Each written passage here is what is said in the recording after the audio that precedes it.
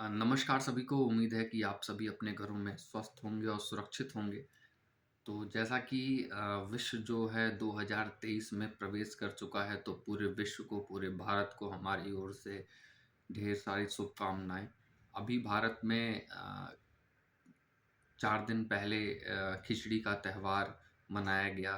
भारत में हर राज्य में अलग-अलग नामों से इस त्योहार को सेलिब्रेट किया जाता है, इस त्योहार को मनाया जाता है। और खिचड़ी के दिन लोग एक-दूसरे के लिए स्नेह बाँटते हैं, लोग एक-दूसरे के लिए सुखी जीवन की कामना करते हैं।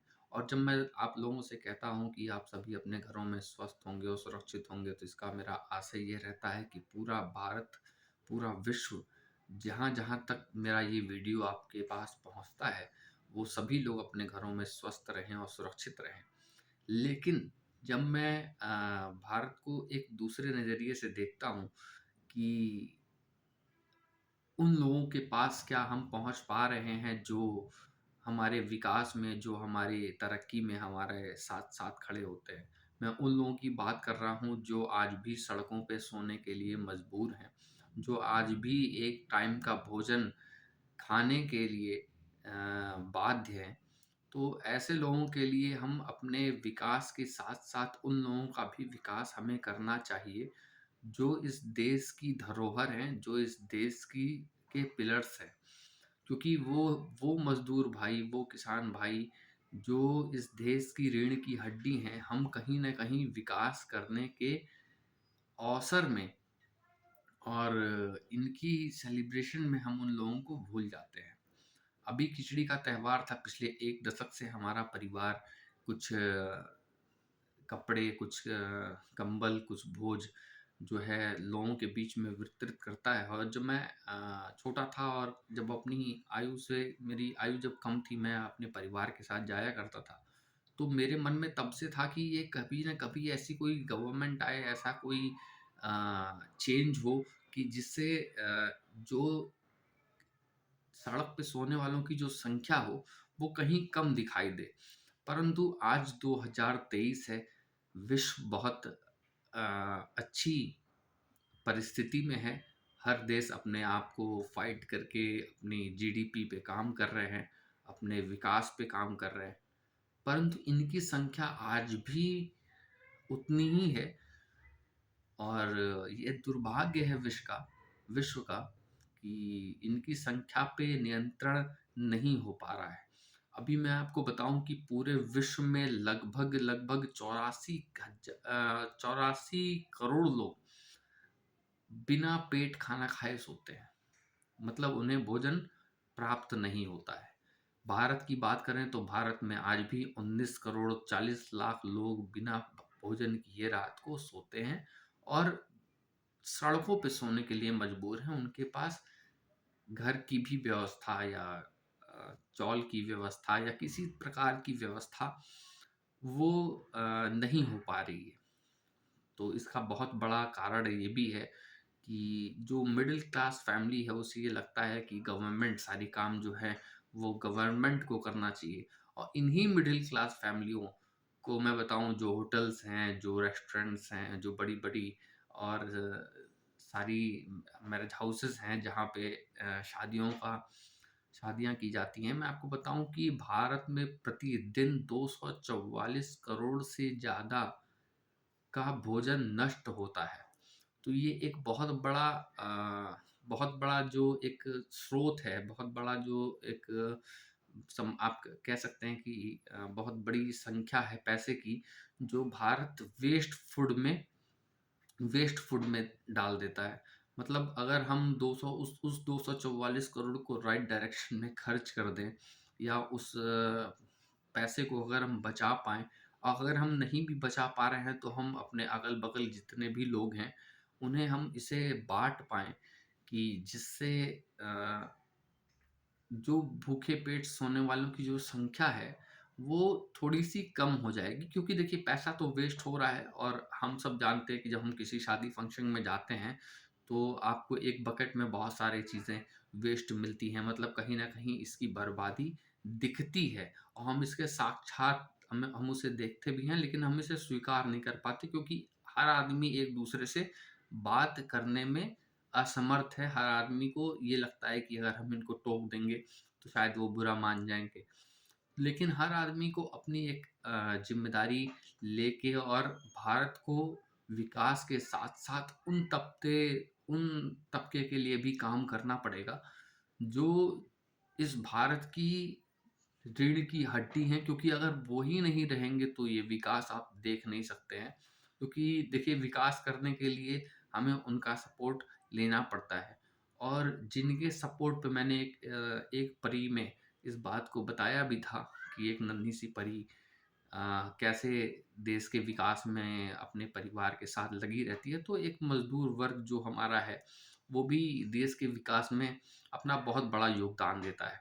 तो हमारी ज़िम्मेदारी है, देश की ज़िम्मेदारी है, और हमारी नैतिक ज़िम्मेदारी है कि हम कम से कम उन लोगों के पेट के लिए कम से कम कुछ व्यवस्था कर पाएँ। और जब हम 244 करोड़ का प्रतिदिन वेस्ट कर रहे हैं पूरे भारत में, तो हम अगर अपने आप में जागरूक हो जाएँ, तो कहीं न कहीं हर हर शहर, हर मोहल्ला, हर गाँव, हर गली में अगर हम थोड़ा-थोड़ा ही अपने आप में कंट्रीब्यूट करें और सारे लोग जागरूकता के साथ काम करें, तो शायद इनकी जो संख्या है, वो कम हो जाएगी, और तब भारत एक अलग विकास की तरफ बढ़ेगा। क्योंकि देखिए, भारत, हम सब कहते हैं कि भारत एक परिवार है, पूरा देश एक परिवार की तरह वर्षों से माना गया है कि पूरा देश एक परिवार की तरह होता है। जो प्रधानमंत्री होते हैं, जैसे हमारे प्रधानमंत्री नरेंद्र मोदी जी कहते हैं कि हमारा देश एक परिवार की तरह है। तो परिवार में अगर 4 आदमी भूखे पेट सो जाएँ और 4 आदमी भरपेट खाना खा के सो जाएँ, तो थोड़ा-सा अटपटा-सा लगता है। चाहे आप कितनों भी अच्छी लाइफ़स्टाइल हो, लेकिन अगर 4 लोग खाना नहीं खाए हैं और सड़कों पे सोने के लिए मजबूर हैं, तो उन सब चीज़ों पे हमें फ़ोकस्ड होके काम करना चाहिए। हम सबको मिलके, सारे मिडल क्लास फैमिली को, सारे भारतवासियों को अपने अगल-बगल देखना चाहिए कि हमारे अगल-बगल कौन इस परिस्थिति में सो रहा है, कौन भोजन नहीं कर पाया है। अगर हम इस आइडियोलॉजी को अगर हम आगे बढ़ाते हैं, तो कहीं न कहीं भारत में जो भुखमरी जैसी स्थिति है, और जो संख्या है 19 करोड़ 40 लाख, अगर हम कंट्रीब्यूट अपना करेंगे, अगर हम शुरुआत करते हैं, तो हम देख पाएँगे कि 5 से 7 साल में बहुत अच्छी अ, बहुत अच्छा परिवर्तन पूरे भारत में दिखेगा। तो इस पे मैंने कुछ पंक्ति लिखे हैं जो आपको समर्पित करता हूँ। भूख। क्यों एक इंसान शहर गाँव से निकल के आता है और कैसे सड़क पे सोता है, तो क्या सोच के सड़क पे सोता है, उस इंसान की जो मनोदशा होती है, वो उस इंसान के हृदय में क्या चल रहा होता है, उसको मैं आपके बीच में रखता हूँ। तो आसमान का त्रिपाल था, सड़क पे थी छावनी, चल दिया था पेट तब रुक न सका आदमी। आसमान का त्रिपाल था, सड़क पे थी छावनी, चल दिया था पेट तब रुक न सका आदमी।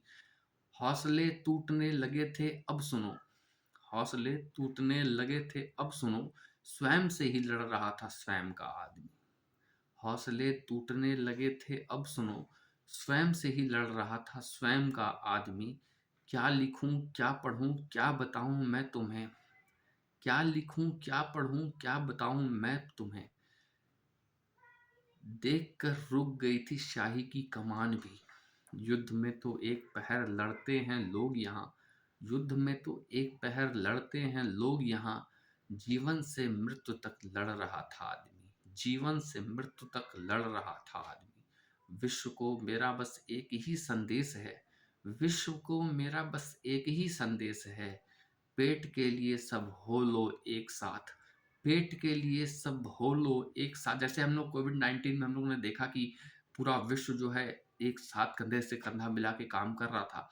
तो उसी प्रकार हमें इसे भी एक महामारी ही समझनी चाहिए, इसे भी एक बहुत बड़ी त्रासदी समझनी चाहिए। तो विश्व से बस मेरा एक ही संदेश है, पेट के लिए सब जुड़ लो एक साथ, भूख से न मरे अब कोई आदमी, भूख से न मरे अब कोई आदमी। अटल जी ने एक बार कहा था कि भारत कोई ज़मीन का टुकड़ा नहीं है, भारत एक राष्ट्र पुरुष है। सरकारें आएँगी, जाएँगी, पर इंसानियत रहनी चाहिए। एक मैसेज जो उन्होंने दिया था, उस मैसेज को हम सबको फ़ॉलो करना चाहिए, क्योंकि कहीं न कहीं अटल जी अ, देश के यशस्वी प्रधानमंत्री रहे और एक अच्छे पोएट रहे, तो उनकी बातों को पूरा देश सुनता भी है, तो उनके चरित्र को एक बार हमें अपने चरित्र से मिलाना चाहिए।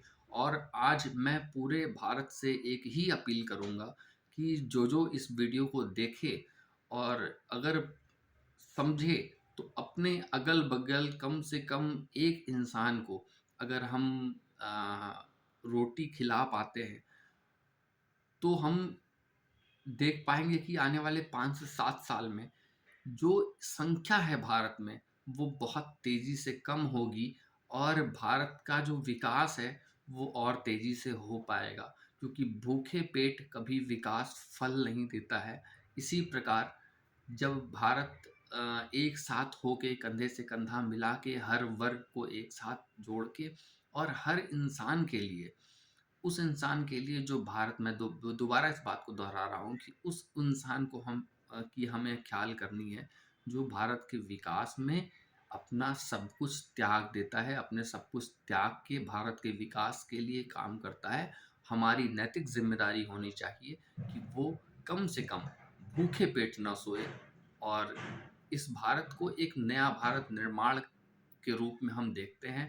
और आप सभी से अनुरोध करेंगे कि आप अपने अगल-बगल इन सारी चीज़ों को देखें और इसमें एक योगदान देने के लिए ये समझिए कि एक बहुत बड़ा यज्ञ है, जिसमें हम सबको अपने अपने तरफ से जो हम अपना बेस्ट दे पाएँ, हमें करना है। लेकिन मेरा निवेदन है कि हम कम से कम डेली एक इंसान को खोजें जो भूखे पेट सो रहा हो और उसे रोटी खिलाकर हम इस देश की जो नींव है, उसे मजबूत करेंगे। बहुत आपसे बात करके बहुत अच्छा लगा। बहुत-बहुत धन्यवाद।